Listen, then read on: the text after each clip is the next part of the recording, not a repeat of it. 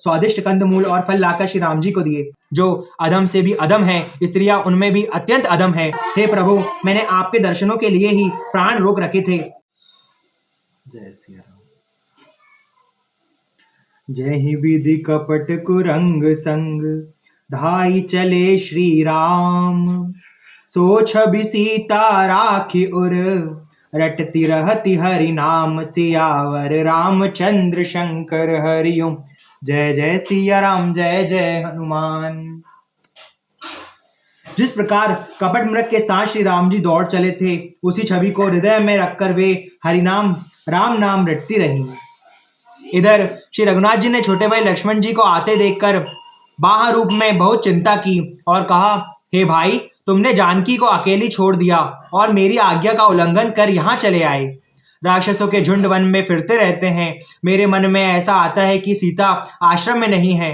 छोटे भाई लक्ष्मण जी ने श्री राम जी के चरण कमलों को पकड़कर हाथ जोड़कर कहा, हे नाथ, मेरा कुछ भी दोष नहीं है। लक्ष्मण जी सहित प्रभु श्री राम जी वहां गए जहां गोदावरी के तट पर उनका आश्रम था। आश्रम को जानकी जी से रहित देखकर श्री राम जी साधारण मनुष्य की भांति व्याकुल और दीन दुखी हो गए।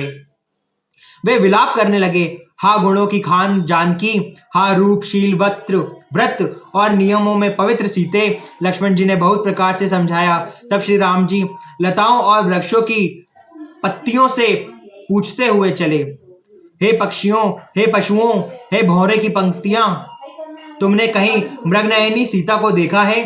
खंजन, तोता, कबूतर, हिरन, मछली, भौरों का समूह, प्रवीण कोयल, कुंदन कली, अनार, बिजली, कमल, शरद का चंद्रमा और नागिन, वरुण का वाश पाश, कामदेव का धनुष, हंस, गज और सिंह, ये सब आज अपनी प्रशंसा सुन रहे हैं। बेल, सुवर्ण और केला हर्षित हो रहे हैं। इनके मन में जरा भी शंका और संकोच नहीं है। हे जानकी, सुनो, तुम्हारे बिना ये सब आज ऐसे हर्षित हैं मानो राज पा गए हों। अर्थात तुम्हारे अंगों के सामने ये सब तुच्छ, अपमानित और लज्जित थे। आज तुम्हें न देखकर ये अपनी शोभा के अभिमान में फूल रहे हैं।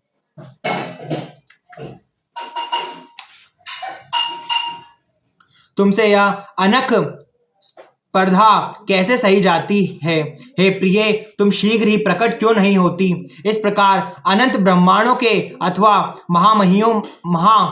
महिमाई स्वरूपा शक्ति सीता जी के स्वामी श्री राम जी सीता जी को खोजते हुए इस प्रकार विलाप करते हैं, मानो कोई महाविरही और अत्यंत कामी पुरुष हो। पूर्ण काम आनंद की राशि अजन्मा और अविनाशी श्री राम जी मनुष्यों के से चरित्र कर रहे हैं। आगे जाने पर उन्होंने गृद्धपति जटायु को पड़ा देखा। वह श्री राम जी के चरणों का स्मरण कर रहा था, जिनमें ध्वजा, कुलिश आदि की रेखाएं चिन्ह हैं। कर सरोज सिर पर सेउ, कृपा सिंधु रघुबीर, निरखी राम छवि धाम मुख, विगत भई सब पीर। सियावर रामचंद्र शंकर हरिओम। जय जय सिया राम, जय जय हनुमान।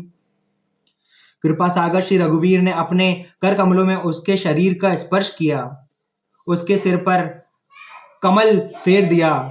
शोभा का धाम श्री राम जी का परम सुंदर मुख देखकर उसकी सब पीड़ा जाती रही।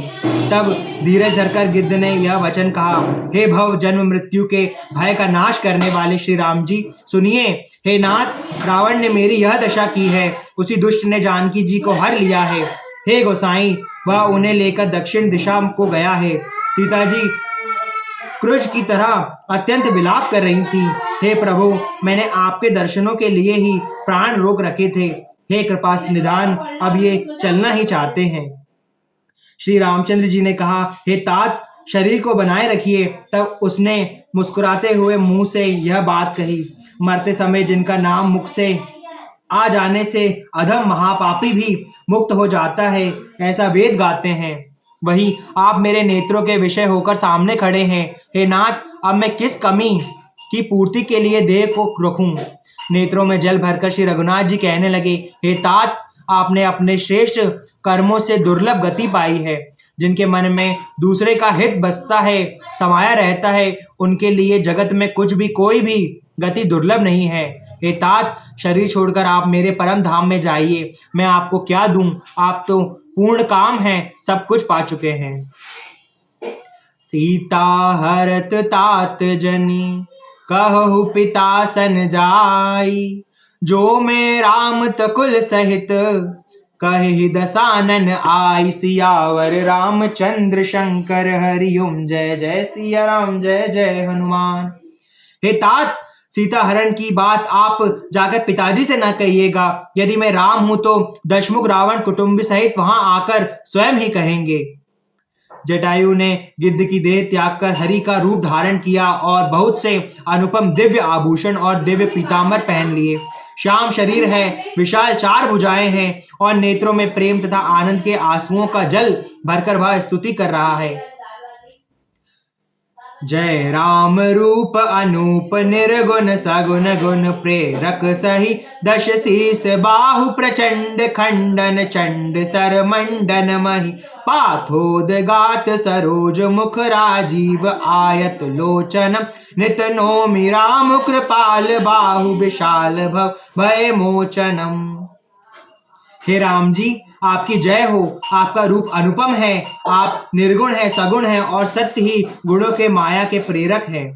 10 सिर वाले रावण की प्रचंड भुजाओं का खंड खंड करने के लिए प्रचंड बाण धारण करने वाले, पृथ्वी को सुशोभित करने वाले, जलयुक्त मेघ के समान श्याम शरीर वाले, कमल के समान मुख और लाल कमल के समान विशाल नेत्रों वाले, विशाल भुजाओं वाले और भव भय से छुड़ाने वाले कृपालु श्री राम जी को नित्य नमस्कार करता हूँ।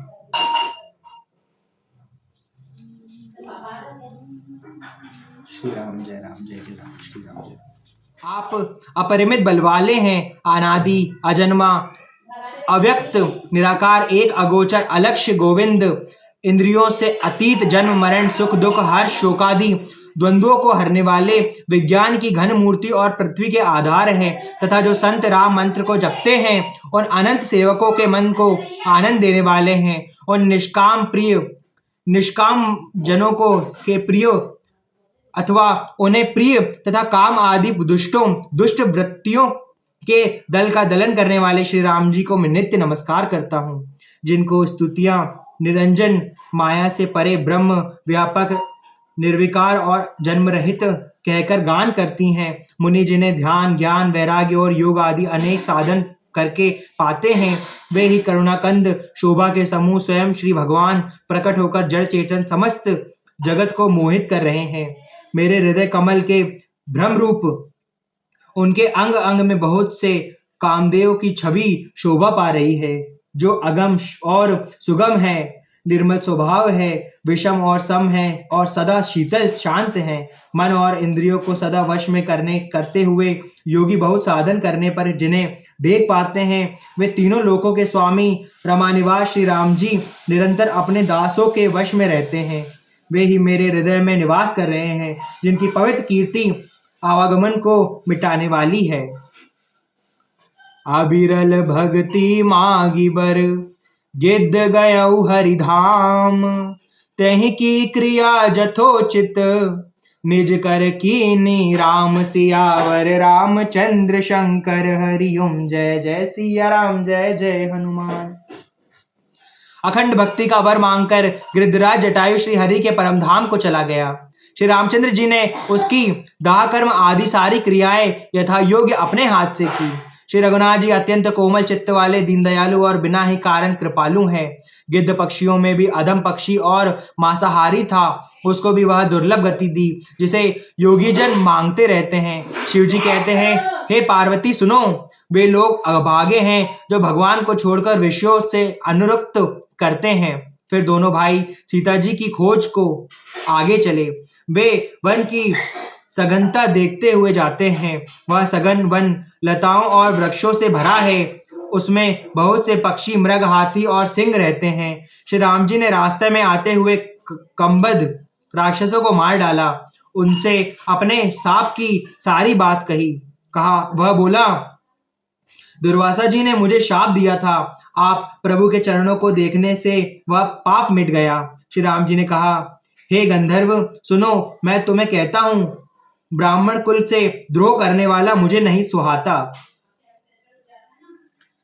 मन क्रम वचन कपट तजी, जो कर भूसुर सेव मोहि समेत बिरंचि शिव बस ताके सब देव सियावर रामचंद्र शंकर हरि ओम जय जय सिया राम जय जय हनुमान। मन वचन और कर्म से कपट छोड़कर जो भूदेव ब्राह्मणों की सेवा करता है मुझ समेत ब्रह्मा शिव आदि सब देवता उसके वश में हो जाते हैं। भूदेव मीन्स ब्राह्मण।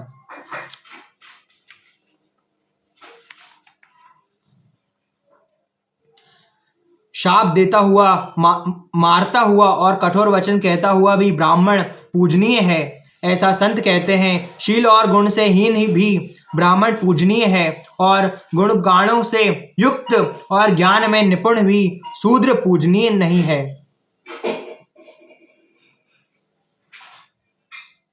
इस बात को अब जो SC ST कास्ट वाले अपने आप पे लेने वाले हैं, मुझे पता है ये चीज, लेकिन वापस सुन लीजिए एक बार। शाप देता हुआ मारता हुआ और कठोर वचन कहता हुआ भी ब्राह्मण पूजनीय है, ऐसा संत कहते हैं।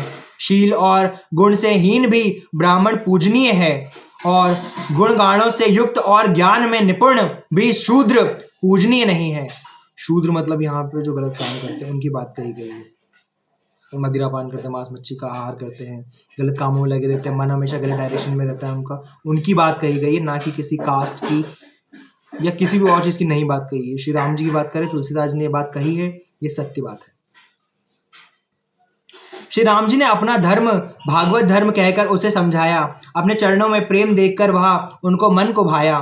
तदनपर श्री रघुनाथ जी के चरण कमलों में सिर नवाकर वह अपनी गति गंधर्व का स्वरूप पाकर आकाश में चला गया।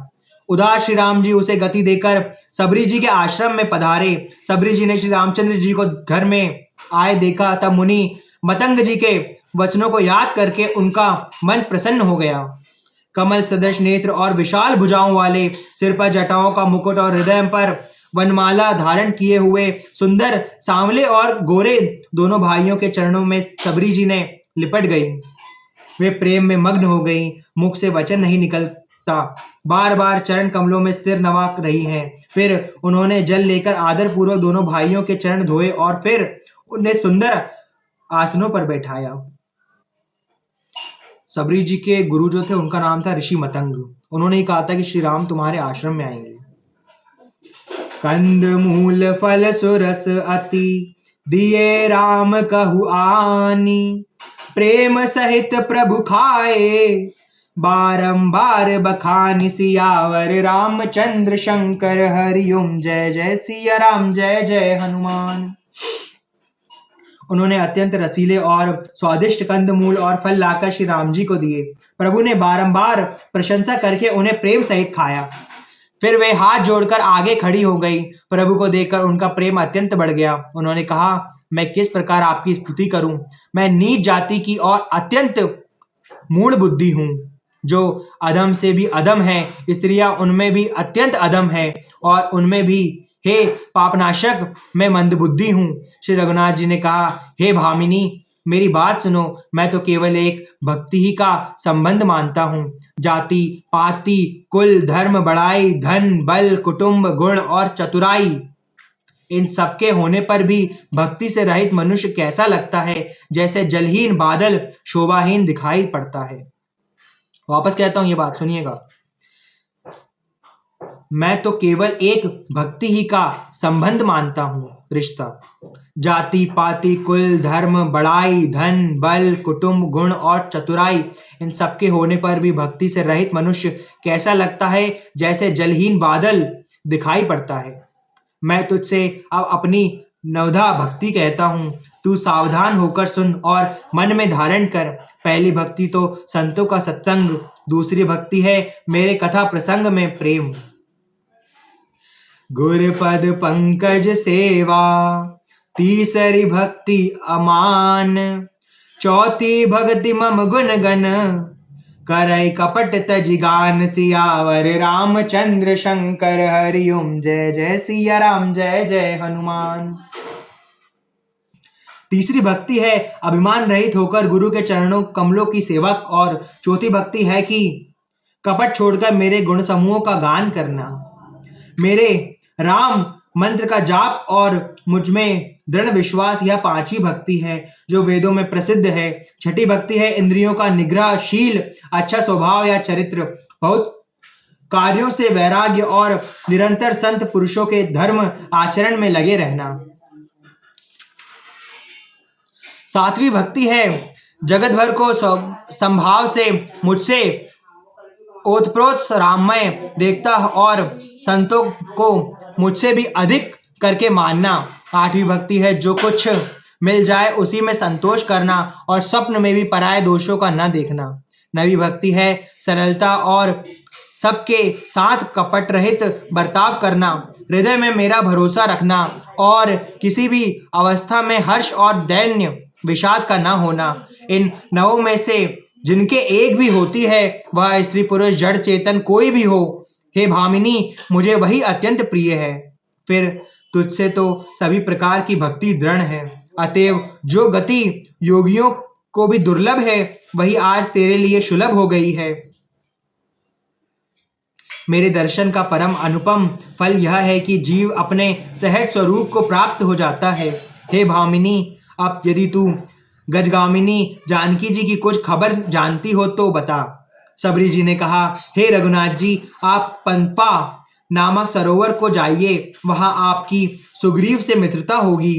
हे देव, हे रघुवीर, वहां सब हाल बताएंगे। हे धीर बुद्धि, आप सब जानते हुए भी मुझसे पूछते हैं। बार बार प्रभु के चरणों में सिर नवाकर प्रेम सहित उसने सब कथा सुनाई। कही कथा सकल बिलो की, हरि मुख हृदय पद पंकज धरे, तजी जोग पावक देह हरि पद लीन भई, जहाँ नहीं फिरे नर विविध कर्म अधर्म, बहुमत शोक प्रद सब त्यागहु, विश्वास करि कह दास तुलसी राम पद अनुरागहु। सब कथा कहकर भगवान के मुख के दर्शन कर हृदय में उनके चरण कमलों को धारण कर लिया और योगाग्नि से देह को त्याग कर जलाकर वह उस दुर्लभ हरिपद में लीन हो गई जहां से लौटना नहीं होता। तुलसीदास जी कहते हैं कि अनेकों प्रकार के कर्म धर्म और बहुत से मत ये सब शोकप्रद हैं। हे मनुष्यों, इनका त्याग कर दो और विश्वास करके श्री राम जी के चरणों में प्रेम करो। जय सिया राम, जय सिया राम, जय सिया राम।